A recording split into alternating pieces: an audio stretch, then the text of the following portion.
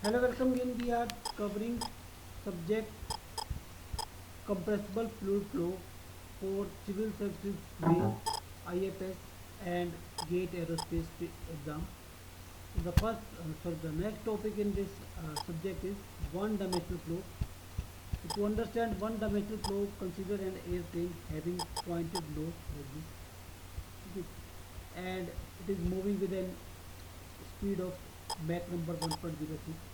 So as this speed is supersonic, so a shock will appear.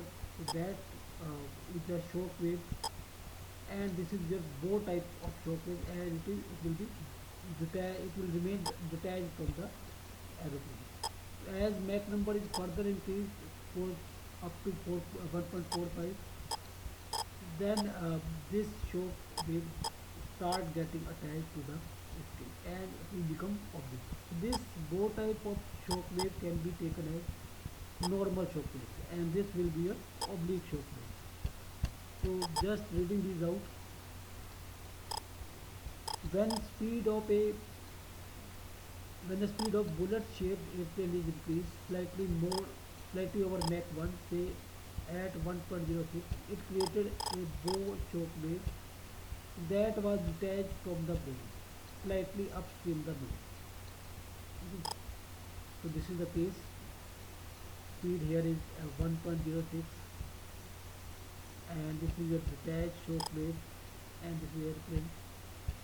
So next point is when the Mach number is further increased, say to 1.45, which is high enough that the shock wave attach itself to the pointed nose of the aircraft.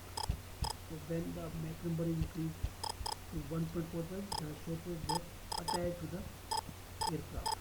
The difference between the two flow is that the bow shock wave or bow shock is normal to the free stream. So this is your bow shock. It can be considered as a perpendicular line to the free stream, whereas the attached shock wave is oblique to the free stream direction. So this is oblique to the free stream direction. This is free stream direction. This is oblique to the free stream direction.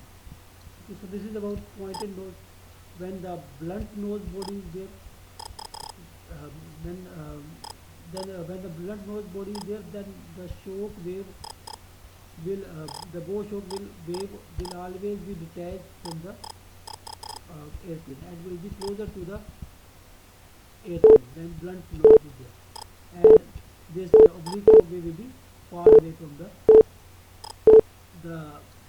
airplane. Okay, so just for blunt body,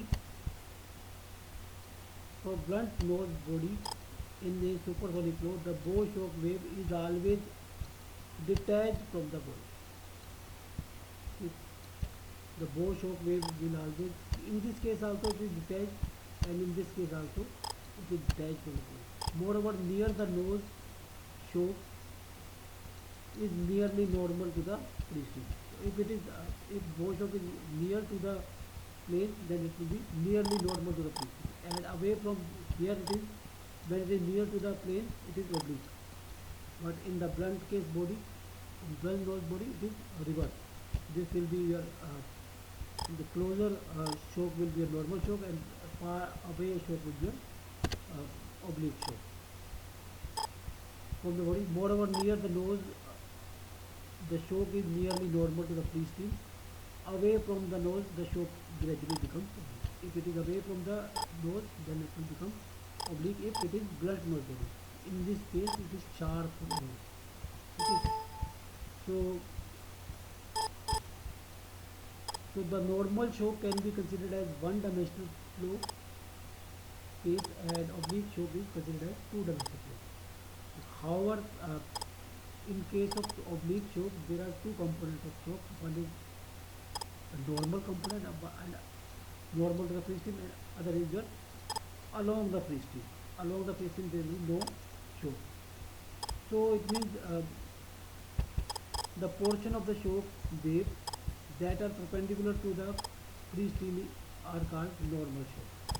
So in case of normal shock, there is only one component, that is normal. And in case of oblique shock, there are two components, one is normal and one is along the flow. So the portion of the shock wave that is perpendicular to the free stream is called normal shock in both the cases. So a normal shock wave is illustrated in the figure. It is an excellent example of a class of flow field that is called one dimensional flow. So this is the example of one dimensional flow. Here the properties are P1, T1, rho 1, U1, and Mach number is more than 1, and after the shock the property changes and pressure increases, T2 temperature increases, density increases, velocity decreases, Mach number becomes less than 1. Okay. So by definition one dimensional flow is one in which the flow field properties vary only with one coordinate direction. Here the property varies with x only, not with y, not with z. Okay. So it means p, rho, t and velocity are the function of x only. Okay. So these are the conditions before shock. These are the conditions after shock, and property are varying. So it is an example of one dimensional flow. Whereas the oblique shocks waves are two dimensional flow. Okay. In oblique shock the properties also vary in y direction. So this is about one dimensional flow in case in terms of shock. Now we will consider the examples of stream tube. Here the flow is taking place and the flow is varying with x in x direction and area is constant. And this is the case when the area is variable but the properties are the function of x only. So however it seems that the property may vary in y direction, in z direction as well, but we can assume that across the cross section, across any cross section, here, the properties remain same. So properties are not the function of y and z; they are the function of x. Allow across this cross section, the properties are same. Across this cross section, the properties are same. So this is called quasi one dimensional flow, and this is here one dimensional flow, and it is the properties are varying only in x dimension. So just reading this out, consider two stream tubes in figure A and B. In figure A, a truly one dimensional flow is illustrated where the flow field variables are the function of x only, and as a consequence the stream tube area must be constant. Okay. So in this case the stream tube area is constant, A is constant, P is function of x, rho is function of x, P is function of x, U is function of x. Whereas in second case, on the other hand, there are many flow problems wherein the stream tube area varies with x as shown in B. This is the case B.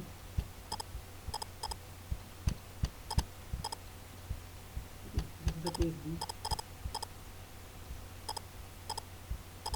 For such a variable area stream tube, nature dictates that the flow field is three-dimensional, where the flow properties in general are function of x, y, and z. So here it seems that the properties are function of x, y, and z. But however, if the variation of area A function of x is gradual, it is often convenient and sufficiently accurate to neglect the y and z flow variation and to assume that the flow properties are function of x only. Okay, so if it is variation is gradual, then we can assume that across cross section the properties are same.